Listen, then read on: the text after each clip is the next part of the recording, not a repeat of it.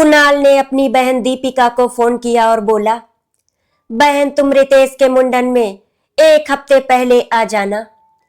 ये सुन दीपिका खुश हो गई और बोली, भैया मुझे रितेश के मुंडन में सोने की चैन चाहिए, आखिर मैं उसकी इकलौती बुआ हूं। ये सुनकर कुणाल के चेहरे की मुस्कुराहट गायब हो गई, क्योंकि सोना तो बहुत महंगा हो गया है। आज सोने की महंगाई ने कुणाल के अरमानों पर पानी फेर दिया। कुणाल उस दिन बहुत देर तक ऑफिस में रुका था। जनवरी की ठंडी हवा के बीच भी उसके माथे पर पसीना था, क्योंकि मन में एक ही चिंता घूम रही थी, बेटे रितेश का मुंडन। रितेश उसकी जान था। उसके मुंडन का दिन परिवार के लिए त्योहार जैसा था। कुणाल ने पूरे मन से तय किया था कि इस बार कोई कमी नहीं रहने देगा, लेकिन कमी कहाँ नहीं थी पैसे की। बच्चों की स्कूल फीस, घर का किराया, ईएमआई, दवा, रोजमर्रा की जरूरतें, सब कुछ ऐसे बढ़ गया था, खर्चा जैसे आसमान छू रहा हो। कुणाल ने कई हफ्तों से खर्च काट कर भी अपने लिए नई शर्ट तक नहीं खरीदी थी।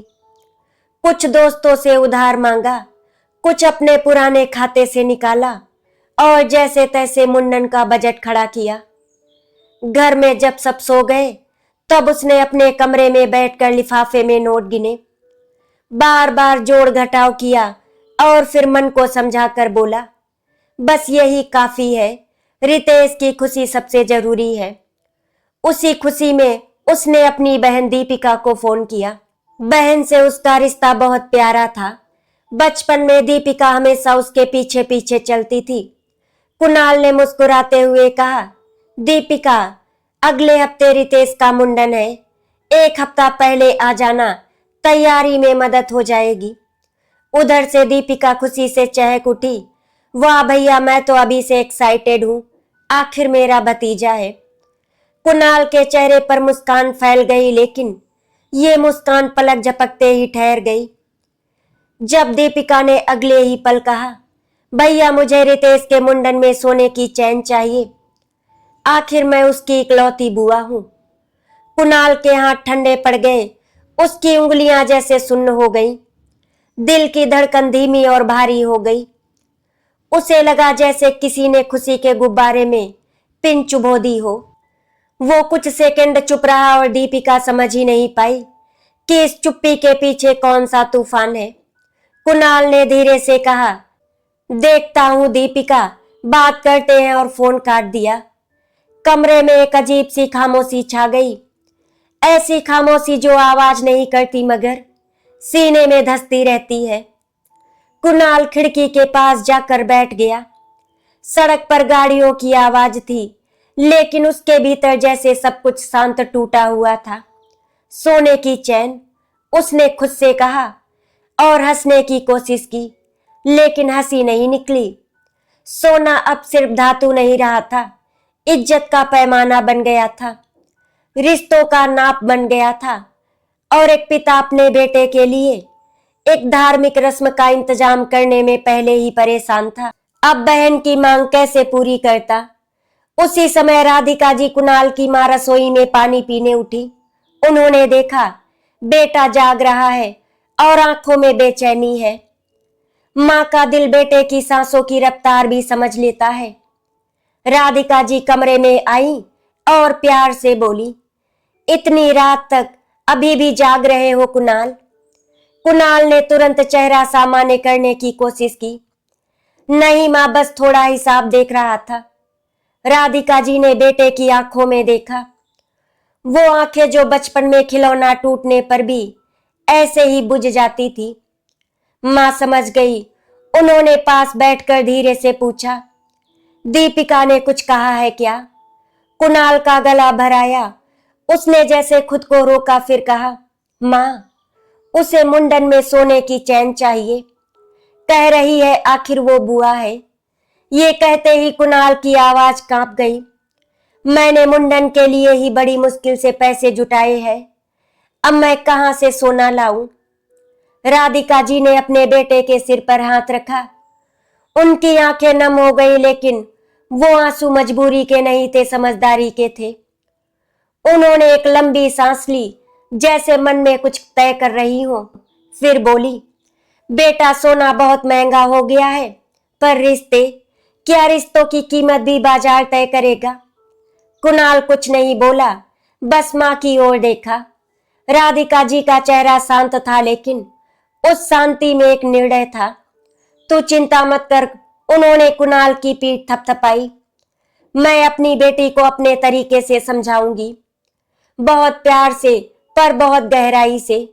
और यहीं से शुरू हुआ एक ऐसा संघर्ष जिसमें सोने की महंगाई सिर्फ पैसों की नहीं, रिश्तों की सोच की महंगाई बनकर सामने आने वाली थी। अगली सुबह घर में मुंडन की तैयारियां चल रही थी। कुणाल बार बार मोबाइल देख रहा था कि कहीं दीपिका का कॉल ना आ जाए। उसे डर था कहीं बहन फिर वही बात ना दोहरा दे। उसी बीच राधिका जी ने दीपिका को खुद फोन किया।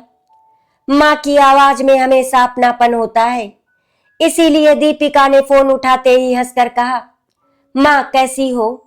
भैया ने बताया मुंडन है, मैं जल्दी आ रही हूँ। राधिका जी ने मुस्कुराकर कहा, हाँ बेटी आ जाना, घर भी सजाना है, पंडित जी से मिलना है, रितेश के लिए कपड़े भी देखने हैं। दीपिका ने ठहाका लगाया, माँ कपड़े तो मैं ही चुनूंगी, आखिर मैं बुआ हूँ। राधिका जी ने बहुत शांत होकर कहा, बेटी तू जब आएगी तो पहले मेरे पास बैठना, बहुत दिनों से तुझसे दिल की बातें नहीं की। दीपिका ने चहक कर कहा, अरे माँ, मैं तो हमेशा आपके लिए टाइम निकालती हूँ, आप बोलो क्या बात है। राधिका जी ने उसी नरमी से कहा, बस तू आजा फिर बताऊंगी। दीपिका को लगा माँ शायद उसके लिए भी कुछ खास सोच रही होंगी। वो पहले से ही मन में सोने की चैन की तस्वीर बना रही थी। कैसी मोटी होगी, कैसी चमकेगी, सबकी नजरें उस पर टिकेंगी। उसे ये सोचकर एक अलग संतोष मिलता कि कुणाल ने मेरी इज्जत रख ली, क्योंकि समाज में बुआ को एक अजीब ही अधिकार दे रखा था कि वो मांग करे तो भाई को देना ही होगा। एक हफ्ते बाद दीपिका घर पहुंची। घर में रौनक आ गई। दीपिका ने आते ही रितेश को गोद में उठा लिया और प्यार से चूम लिया। सब कुछ ठीक लग रहा था, लेकिन कुणाल की आंखें कभी कभी मां की तरफ चली जाती, जैसे पूछ रही हो अब क्या होगा। शाम को राधिका जी ने दीपिका को अपने कमरे में बुलाया। कमरे में पीली रोशनी थी, दीवार पर पुराने परिवार की फोटो लगी थी। उसमें दीपिका की बचपन की तस्वीरें, कुणाल की स्कूल यूनिफॉर्म वाली फोटो और राधिका जी के पति की स्मृति वाली एक फोटो थी। दीपिका ने आते ही कहा, माँ आप बहुत भावुक हो रही हैं क्या? देखो ना मैं आ गई। राधिका जी ने दीपिका का हाथ पकड़कर बिठाया। फिर उन्होंने एक कप चाय सामने रख दी। कुछ देर चुप रही, बस दीपिका का चेहरा देखती रही। थोड़ी देर बाद फिर धीमे स्वर में बोली, दीपिका क्या तू सच में रितेश से प्यार करती है? दीपिका चौंक गई। माँ ये क्या सवाल है? वो मेरा भतीजा है, मेरी जान है। राधिका जी ने नजरें झुकाई और फिर धीरे से पूछा, तो फिर तूने अपने भाई से सोने की चैन क्यों मांगी? दीपिका के चेहरे पर एक पल को संकोच आया। फिर उसने खुद को संभाल कर कहा, माँ मैं बुआ हूं, ये तो मेरा हक है, और वैसे भी घर में लोगों के सामने इज्जत बनती है। सब भाई देते हैं तो मेरे भाई क्यों नहीं देंगे? राधिका जी ने एक लंबी सांस ली, फिर बहुत शांति से कहा, बेटी क्या रिश्ते सोने से बनते हैं? दीपिका ने हंसकर कहा, माँ रिश्ते प्यार से बनते हैं, पर रस्में भी तो निभानी होती हैं, और इज्जत भी कोई चीज होती है। राधिका जी ने दीपिका की आंखों में देखा। उनका स्वर अब भी नरम था, पर शब्दों में सच की धार थी। बेटी तेरा भाई कुणाल अपने बेटे के मुंडन के लिए रात रात भर हिसाब जोड़ता है। उसने अपने लिए नई चप्पल तक नहीं ली। तूने कभी सोचा कि वो अपने बच्चे की रस्म निभाने के लिए कितना टूट रहा है, और तू उस टूटन पर सोने की चैन की मांग रखकर अपने भाई की सांसें और भारी कर रही है। दीपिका को लगा मां शायद बढ़ा चढ़ा कर कह रही है। उसने हल्का सा कहा, माँ, भैया तो ठीक है, वो मैनेज कर लेंगे। राधिका जी की आंखें नम हो गईं। बेटी माँ के लिए उसका बेटा हमेशा बच्चा ही रहता है और मैं उसके दर्द को अपनी नसों में महसूस करती हूँ। दीपिका चुप हो गई। पहली बार उसे एहसास हुआ कि उसके हक की बात किसी के लिए घाव भी बन सकती है और राधिका जी ने उसी पल तय कर लिया कि दीपिका को ये सीख देना जरूरी है कि रिश्ते दिखावे से नहीं समझ से निभते हैं। राधिका जी ने दीपिका का हाथ अपने हाथ में लिया, जैसे वो उसे डांट नहीं रही हो, बस उसके मन के भीतर उतर रही हो। उन्होंने धीमे धीमे एक पुरानी याद खोल दी। दीपिका, तुझे याद है जब तू छोटी थी और तेरी पहली राखी के दिन तेरे पिता की नौकरी चली गई थी? दीपिका ने आंखें सिकोड़कर सोचा। उसे सब धुंधला सा याद था। हाँ माँ, थोड़ा सा, पर फिर क्या? राधिका जी ने अपने पति की फोटो की तरफ देखा। उनकी आंखों में बहुत कुछ था, प्यार, दर्द, सम्मान और समय की सच्चाई। उस साल तेरे पिता के पास पैसे नहीं थे, फिर भी उन्होंने तुझे राखी के बदले एक छोटा सा गिफ्ट दिया था, एक लकड़ी की गुड़िया। दीपिका को याद आया वो गुड़िया जिस पर उसने कितने दिनों तक खेला था। वो अचानक भावुक हो गई। राधिका जी ने कहा, बेटी, वो लकड़ी की थी, ना सोना ना चांदी, पर उसमें तेरे पिता का प्यार था। तूने उसे सालों संभाल कर रखा। दीपिका धीरे से बोली, हाँ माँ, वो तो मेरे लिए बहुत ही खास थी। राधिका जी ने उसी भाव को पकड़कर कहा, तो फिर सोच, अगर तेरे पिता उस दिन तुम्हारे सामने समाज की इज्जत बचाने के लिए उधार लेकर सोने का कंगन ला देते, तो क्या तुम्हें वो प्यार महसूस होता या बस चमक? दीपिका चुप रही। वो समझने लगी थी कि बात चैन की नहीं, सोच की है। राधिका जी आगे बोली, समाज ने बेटियों और बहनों को ये सिखाया है कि भाई की हैसियत नापो उसके तोहफे से, और भाइयों को ये सिखाया है कि बहन की इज्जत खरीदो सोने से। पर सच ये है बेटी, इज्जत खरीदी नहीं जाती, कमाई जाती है, और रिश्ते तो बिल्कुल नहीं। दीपिका ने हल्के से कहा, लेकिन माँ, सबकी बुआ को मिलता है, मैं भी चाहती हूँ। राधिका जी ने प्यार से उसकी ठोड़ी उठाकर कहा, बेटी, जो सब करते हैं जरूरी नहीं वो सही हो, और तुझे अगर सच में बुआ बनकर गर्व चाहिए तो अपने भाई की मजबूरी समझ और अपने भतीजे की खुशी बढ़ा। दीपिका की आंखें भर आई। उसे भीतर से लगने लगा कि उसने अपने भाई पर एक बोझ रख दिया था। फिर भी उसका मन अभी भी पूरी तरह नहीं टूटा था, क्योंकि समाज का दबाव बहुत गहरा होता है।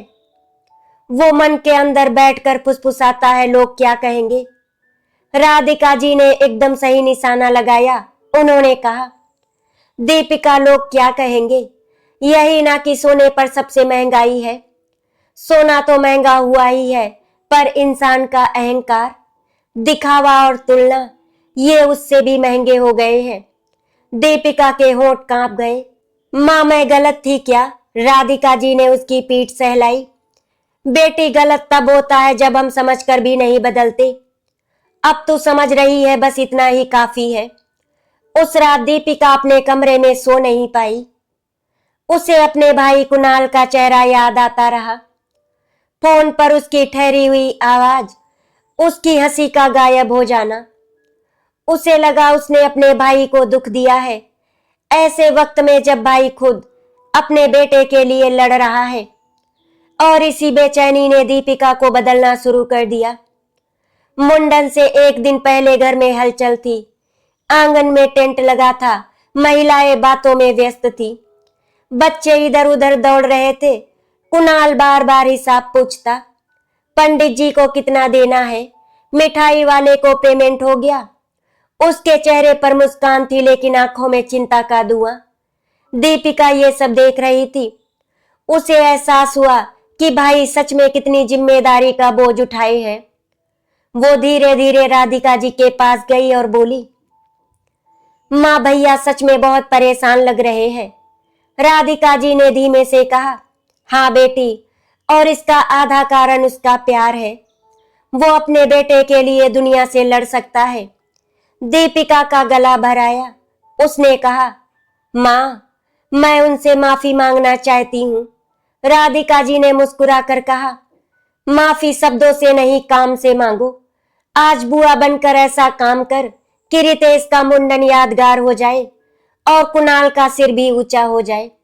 दीपिका ने मन में ठान लिया। उसने तुरंत अपने पर्स से फोन निकाला और एक पुराने दोस्त जो ज्वेलरी शॉप में काम करता था उसे कॉल किया। कुछ देर बात करने के बाद उसने फोन रखा और गहरी सांस ली। शाम को जब सभी महिलाएं बाहर थी, दीपिका ने कुणाल को अकेले पाया। उसने धीरे से कहा, भैया। कुणाल ने पलट कर देखा। उसकी आंखों में वही ममता थी, लेकिन मन में कहीं डर भी था कि अब क्या बोलेगी। दीपिका ने सिर झुका लिया। भैया, मैंने आपसे जो सोने की चैन मांगी वो गलत था। कुणाल चौंक गया। वो आगे बोली, मुझे नहीं समझ थी कि आप कितनी मुश्किल से मुंडन के लिए सब कर रहे हो। मैं बस लोगों की बातें सोच रही थी, अपनी इज्जत, अपनी बुआ वाली छवि। कुणाल की आंखें नम हो गई। उसने बहन का सिर थपथपाया। दीपिका, तू मेरी बहन है, तू खुशी से आए। मेरे लिए यही सबसे बड़ी बात है। दीपिका रो पड़ी। भैया, मुझे माफ कर दो। कुणाल ने उसे गले लगा लिया। वो पल ऐसा था जब घर के बीचों बीच रिश्तों की असली कीमत चमकी। सोने जैसी नहीं, दिल जैसी। लेकिन कहानी यहीं खत्म नहीं हुई थी, क्योंकि अगले दिन मुंडन के कार्यक्रम में समाज भी आएगा, रिश्तेदार भी, और वही दीपिका को अपने बदलते हुए मन की सच्ची परीक्षा देनी होगी। मुंडन वाले दिन सुबह से ही घर में रौनक थी। ढोल की आवाज, पूजा की खुशबू, बच्चों की हंसी, सब मिलकर माहौल को त्योहार बना रहे थे। कुणाल ने रितेश को नया कुर्ता पहनाया। राधिका जी ने टीका लगाया और उसे गोद में लेकर आशीर्वाद दिया। ये सब करते समय राधिका जी को अपनी बहू की याद आ गई, जो अब इस दुनिया में नहीं थी। दीपिका तैयार होकर आई तो सबने उसकी तारीफ की। उसने हल्के गहने पहने थे, सादगी थी, लेकिन चेहरे पर एक आत्मविश्वास भी था। मुंडन शुरू हुआ। रितेश कभी रोता, कभी हंसता, कभी कुणाल की उंगली पकड़ लेता। इसी बीच रिश्तेदारों ने चुटकी लेनी शुरू कर दी। एक मौसी ने हंसते हुए कहा, अरे दीपिका बुआ, आज तो तुम बहुत खुश होगी। आज तो तुमको सोने की चैन मिलेगी ही। आजकल तो बुआओं का रुतबा बढ़ गया है। दीपिका के चेहरे पर हल्की मुस्कान आई। वो पुरानी दीपिका जैसी नहीं थी जो तुरंत गर्दन ऊंची कर लेती। उसने प्यार से कहा, मौसी, बुआ का रुतबा सोने से नहीं, भतीजे की मुस्कान से बढ़ता है। लोग चौंक गए। कुछ ने एक दूसरे को देखा। किसी ने दबे स्वर में कहा, अरे ये क्या बोल रही है। तभी एक और रिश्तेदार बोला, तो क्या भाई ने कुछ नहीं दिया। दीपिका ने बहुत सदे और सम्मानित स्वर में कहा, भाई ने मुझे सबसे बड़ा तोहफा दिया है, अपना प्यार और भरोसा। मैं अपने भाई पर बोझ नहीं बनना चाहती। कुणाल दूर से ये सब सुन रहा था। उसकी आंखें नम हो गई। उसका सीना गर्व से भर गया। उसने मन ही मन कहा, मेरी बहन, मेरी माँ की परवरिश। मुंडन पूरा हुआ। फिर आई बारी उपहारों की। कुछ लोग नगद दे रहे थे, कुछ कपड़े। दीपिका उठी और सबके सामने एक छोटा सा बॉक्स लेकर आई। उसमें से दीपिका ने एक प्यारा सा सोने का कड़ा निकाला और रितेश को पहना दिया। उस कड़े को देखकर सबने बहुत तारीफ की। अभी ये सब चल ही रहा था कि तभी कुणाल ने एक बॉक्स अपनी बहन दीपिका को दिया। सबकी आंखें उस बॉक्स पर टिक गईं। अब चैन निकलेगी। दीपिका ने बॉक्स खोला। अंदर सोने की चैन नहीं थी, अंदर एक बहुत सुंदर चांदी का कड़ा था। साथ में एक छोटा सा कार्ड भी था। लोगों ने फिर से कानाफूसी शुरू की, अरे ये क्या चैन नहीं, बुआ के लिए इतना सस्ता उपहार। दीपिका ने कार्ड पढ़ना शुरू किया। उसकी आवाज कांप रही थी, लेकिन शब्द बहुत मजबूत थे। मेरी प्यारी बहन, ये छोटा सा उपहार तुम्हारे लिए। सोना चांदी बहुत ज्यादा महंगा हो गया है, इसीलिए मैं तुम्हारे लिए ये छोटा सा उपहार ला पाया। लेकिन हाँ, ये मैंने बहुत ही प्यार से खरीदा है। जब भी दुनिया तुझे दिखावे के पीछे दौड़ाए, तू सच की तरफ चलना। जब भी लोग तुझे रिश्तों को पैसों से तौलना सिखाए, तू प्यार से निभाना, और जब भी तुझे लगे कि सोना ही सब कुछ है, तो याद रखना, सोने से कहीं ज्यादा मजबूत होता है हमारा प्यार। पूरा आंगन चुप हो गया। मौसी की आंखों में भी पानी आ गया। राधिका जी ने दीपिका को पास बुलाकर माथा चूम लिया। कुणाल ने दूर से हाथ जोड़कर बहन को देखा। उसकी आंखों में आभार था। उस दिन पहली बार रिश्तेदारों ने जाना महंगाई सोने की नहीं सोच की है। कार्यक्रम खत्म होने के बाद शाम को घर में सन्नाटा था। थकान सबके चेहरे पर थी, लेकिन दिलों में सुकून भी था। कुणाल छत पर बैठा था। ठंडी हवा चल रही थी। वो आसमान की तरफ देख रहा था, जैसे जीवन की उथल पुथल के बीच भी कोई स्थिर चीज ढूंढ रहा हो। थोड़ी देर बाद दीपिका छत पर आई। उसने धीरे से कहा, भैया। कुणाल ने मुस्कुरा कर कहा, दीपिका तुम अपने उपहार से खुश हो ना? हाँ भैया, मैं बहुत ही ज्यादा खुश हूँ। इस बार यहाँ पर आकर जो मैंने सीखा है वो मैं कभी नहीं भूलूंगी। हमेशा उसको अपने साथ लेकर चलूंगी। भैया, बुआ होना मतलब मांगने का अधिकार नहीं, देने की ताकत है। दीपिका की आंखें नम हो गई। भैया, मुझे लगा था मुझे सोने की चैन मिलेगी तो मेरी इज्जत बढ़ जाएगी, लेकिन मैं गलत थी। आज समझ आया, लोगों की नजरें कभी संतुष्ट ही नहीं होती। आज सोना फिर कुछ और, ये दौड़ खत्म नहीं होती। पर रिश्ते अगर दिल से निभे तो वही सबसे बड़ा गहना है। कुणाल ने धीमे से कहा, मैं सच में डर गया था दीपिका। लगा था मुंडन में कमी रह जाएगी या तेरी नाराजगी। दीपिका ने तुरंत कहा, नहीं भैया, मैं नाराज नहीं हूं। मैं तो शर्मिंदा हूं कि मैंने आप पर एक ऐसा बोझ रखा। माँ ने आज मेरी आंखें खोल दी। माँ ने बताया कि रिश्तों की सच्चाई गहनों में नहीं, भावनाओं में होती है। तभी राधिका जी भी छत पर आ गई। उनके हाथ में गर्म दूध का गिलास था। उन्होंने दोनों बच्चों को साथ में बैठा देखा तो मुस्कुरा दी। मेरे बच्चों, आज मुझे बहुत सुकून मिला। दीपिका ने माँ का हाथ पकड़ लिया। माँ, आपने मुझे डांटा नहीं, बस समझाया। आपने मेरे अंदर की वो सोच बदल दी जो समाज ने भर दी थी। राधिका जी ने धीमे से कहा, बेटी, सोना महंगा हुआ है तो क्या हुआ? प्यार कभी महंगा नहीं होता। प्यार कभी कम नहीं होता। और रिश्ते रिश्ते तब सबसे मजबूत होते हैं जब हम एक दूसरे की मजबूरी समझते हैं। फिर राधिका जी ने कुणाल की तरफ देखा, और तू बेटा, तू सिर्फ एक पिता नहीं, एक योद्धा है। तूने अपने बच्चे के लिए संघर्ष किया बिना किसी शिकायत के। यही असली पुरुषार्थ है। कुणाल की आंखें भर आई। उसने माँ के पैर छू लिए। उस रात दीपिका ने रितेश को गोद में लेकर बहुत देर तक निहारा। इस कहानी का सबसे बड़ा संदेश था, सोने की महंगाई ने लोगों को डराया जरूर है, लेकिन अगर रिश्तों में सच्चा प्यार हो तो कोई महंगाई रिश्तों को कमजोर नहीं कर सकती। रिश्ते सोने के मोहताज नहीं होते। रिश्ते तो समझ, सम्मान और अपनों की खुशियों से बनते हैं। मुंडन का दिन खत्म हुआ, लेकिन उस दिन राधिका जी ने अपने घर में एक और रस्म पूरी कर दी थी।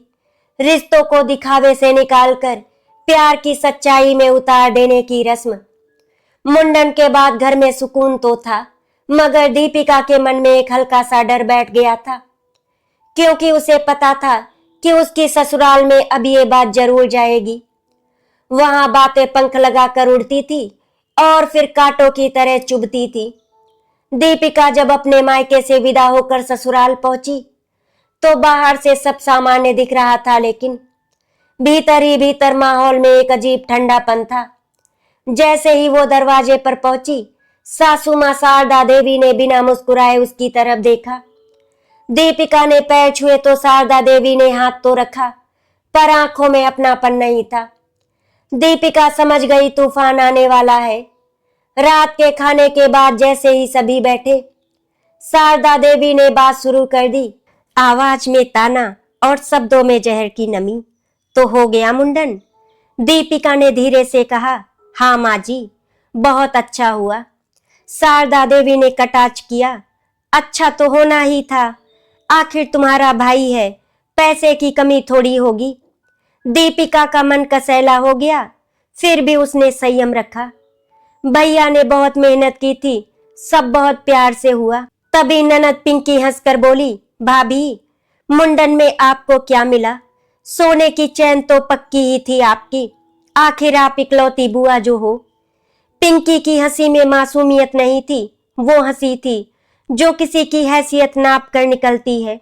दीपिका ने पानी का ग्लास हाथ में लिया, उसकी उंगलियां कांप गईं, लेकिन उसने सिर उठाकर शांत स्वर में कहा, चैन नहीं मिली। पूरा कमरा एकदम शांत हो गया, जैसे किसी ने बातचीत की सांस रोक दी हो। शारदा देवी ने आंखें बड़ी करते हुए कहा, क्या मतलब चैन नहीं मिली? दीपिका ने धीरे से जवाब दिया, लेकिन भैया ने मुझे बहुत ही सुंदर चांदी का ब्रेसलेट दिया है। बस फिर क्या था? शारदा देवी की आवाज ऊंची हो गई, चांदी का ब्रेसलेट? अरे दुनिया क्या कहेगी? बुआ को सोने की चैन नहीं मिली? तुम्हारा भाई कंजूस है क्या? ये सुनते ही दीपिका के दिल पर जैसे किसी ने चाकू रख दिया हो। एक पल को लगा कि वो रो पड़ेगी, मगर तभी उसे राधिका जी के शब्द याद आए, गलत तब होता है जब हम समझकर भी नहीं बदलते। दीपिका ने धीरे धीरे सांस ली और खुद को स्थिर किया, फिर बोली, माँ जी, मेरा भाई कंजूस नहीं है, वो एक पिता है और उस मुंडन की तैयारी उसने बहुत मुश्किल से की थी। अगर मैं उस पर बोझ बनती तो मेरा बुआ होना गर्व नहीं, स्वार्थ बन जाता। आपको तो बहुत अच्छे से पता है, भैया के पास जितने भी रुपए थे उन्होंने भाभी के इलाज में लगा दिए, और भाभी भी इस दुनिया को। इसके आगे वो बोल नहीं पाई, उसकी आंखों में आंसू आ गए। शारदा देवी ने तमतमा कर कहा, स्वार्थ? तुम ये सब ज्ञान कहाँ से लेकर आई हो? भाई के घर गई थी, भाई से सोना नहीं ले पाई और अब बातें बना रही हो। दीपिका की आंखें भर आई, उसका गला बैठने लगा, लेकिन वो रुकी नहीं। उसने धीमी आवाज में कहा, माँ जी, आप सही कह रही हैं, मैं पहले ऐसी ही थी। मुझे भी लगता था सोने से इज्जत बढ़ती है, मगर जब मैंने अपने भाई की आंखों में चिंता देखी, उसका बोझ देखा, तो मुझे समझ आया कि रिश्ते तोहफे से नहीं, दर्द समझने से मजबूत होते हैं। पिंकी ने तंज कसकर कहा, तो मतलब आपको कुछ नहीं मिला? फिर तो आपका रुतबा खत्म हो गया भाभी। दीपिका की आंखों से आंसू गिर पड़े, लेकिन उन्हीं आंसुओं के बीच उसकी आवाज में अद्भुत मजबूती थी। रुतबा सोने से नहीं बनता पिंकी, रुतबा तब बनता है जब हम अपने अपनों के लिए खड़े होते हैं, उनकी मजबूरी को समझते हैं, उन्हें टूटने से बचाते हैं। मेरे भाई ने मुझे जो दिया वो चैन से बड़ा था, उसने मुझे अपने दिल में रखा। शारदा देवी को दीपिका की ये नई भाषा समझ नहीं आ रही थी। उनके लिए इज्जत का मतलब था लोगों के सामने दिखने वाला चमकदार सामान। उन्होंने गुस्से में कह दिया, कल से पड़ोस में ये बात जाएगी और लोग कहेंगे शारदा की बहू को भाई ने चैन तक नहीं दी। दीपिका का दिल कांप गया, उसे लगा इस समाज की अदालत में वो हार जाएगी। तभी कमरे के कोने से एक धीमी आवाज आई, और लोग ये भी कहेंगे शारदा जी। ये आवाज थी दीपिका के ससुर हरिहर जी की। वे अब तक चुप थे, लेकिन उनकी चुप्पी अब टूट गई थी। उन्होंने धीरे धीरे आगे आकर कहा, लोग ये भी कहेंगे कि शारदा जी की बहू में समझ है, वो अपने भाई पर बोझ नहीं बनी, उसने रिश्तों को खरीदने के बजाय निभाया। शारदा देवी हैरान रह गई, आप दीपिका का साथ दे रहे हैं? हरिहर जी की आवाज में संतुलन था, पर सच्चाई की चोट भी। मैं सही का साथ दे रहा हूं। बहू ने जो किया वो कोई कमजोरी नहीं, बहुत बड़ा साहस है। आजकल लोग अपने हिस्से के प्यार के लिए भी बिल बनाकर खड़े हो जाते हैं, मगर दीपिका ने रिश्तों को बाजार बनने से रोका है। दीपिका ने पहली बार महसूस किया कि उसका संघर्ष बेकार नहीं जाएगा। उसकी आंखों में आंसू थे, पर अब वे आंसू दुख के नहीं, सम्मान के थे। उसी रात जब सब लोग सो गए, दीपिका छत पर अकेली बैठी रो रही थी। उसे कुणाल की याद आ रही थी, माँ की सीख याद आ रही थी, और ससुराल का ताना भी। तभी हरिहर जी छत पर आए। उन्होंने धीरे से कहा, बेटा रो मत। दीपिका ने रोते हुए कहा, पापा जी मैं गलत नहीं थी, फिर भी मुझे ऐसा लग रहा था जैसे मैं अपराधी हूं। हरिहर जी ने उसके सिर पर हाथ रखा।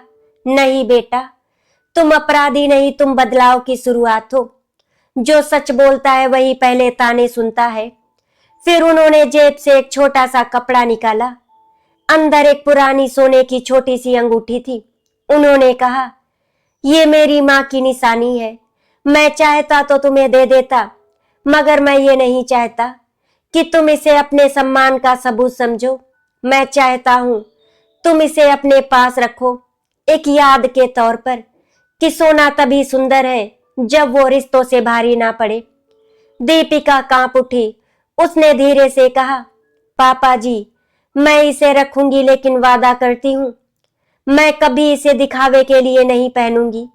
हरिहर जी मुस्कुरा दिए। बस यही संस्कार चाहिए बेटा। आज तुमने साबित कर दिया कि तुम सिर्फ बहू नहीं बेटी हो। अगली सुबह शारदा देवी ने दीपिका को चुपचाप देखा। उनकी आंखों में पूरी तरह बदलाव नहीं था, मगर एक हल्की सी शर्म थी, क्योंकि जब घर के सबसे बड़े आदमी हरिहर जी दीपिका के साथ खड़े हो गए तो शारदा देवी को पहली बार महसूस हुआ कि शायद वो गलत दिशा में सोच रही थी।